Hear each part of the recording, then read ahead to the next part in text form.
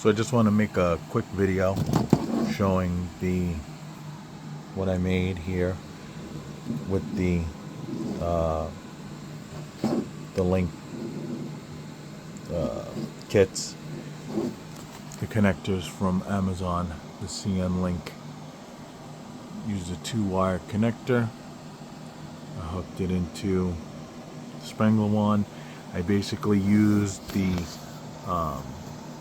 I dremelled out a hole just big enough. This is not big enough to fit into the wand on its own, so I used the cover as an adapter. I dremelled out a hole big enough, just big enough so I could screw this onto it, and lined everything up so it was straight.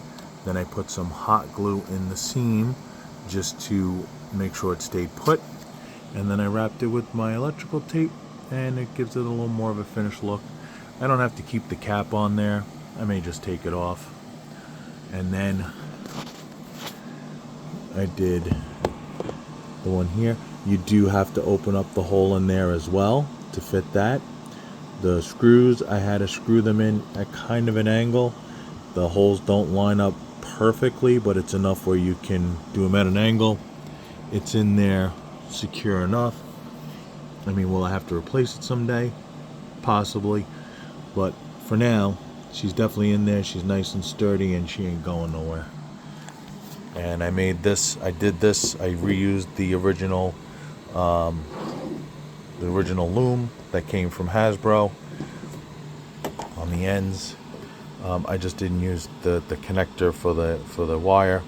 This actually just screwed right into the loom, and then I secured it with some electrical tape just to make sure,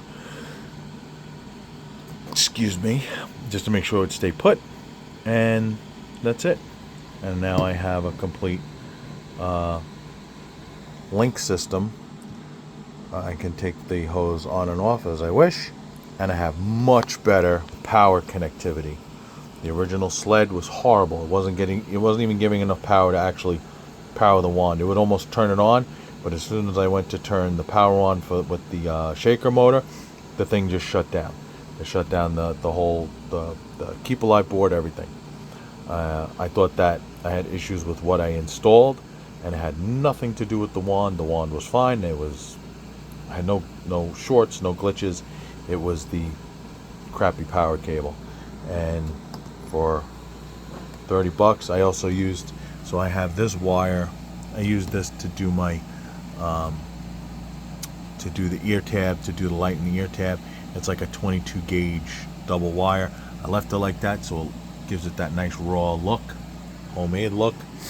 But that's what powers the hat light up there. I ran a brand new wire also through the loom. So the most expensive part was the CN links or whatever, and those cost me like about $30 shipped from Amazon. The wire, even if you wanted, I bought a big spool of that wire on Amazon. I think it cost me $5 or $10. It was dirt cheap, and it's actually very good wire. Much better connection. I ran it through the loom, and I also ran a little bit. Actually ran a fresh one up here to the connector up there, and I have so much better power.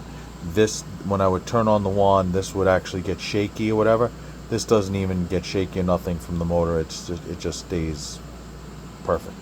So totally worth the $30. You can do that relatively easily yourself if you're just staying stock like this. The only thing is you do have to solder the wire. You have to do some soldering, but it's very easy. And the ports are labeled 1 and 2, 1 and 2, 1 and 2. So you just match up. I made sure that number 1 was my black ground wire or negative wire. So everything for 1 was going to be black, and everything for number 2 was red. Done deal. And then it powered up. Let me see if I can hook it up and get it powered up. All right, now I got everything hooked up again. I wasn't going to jerk the camera around, and then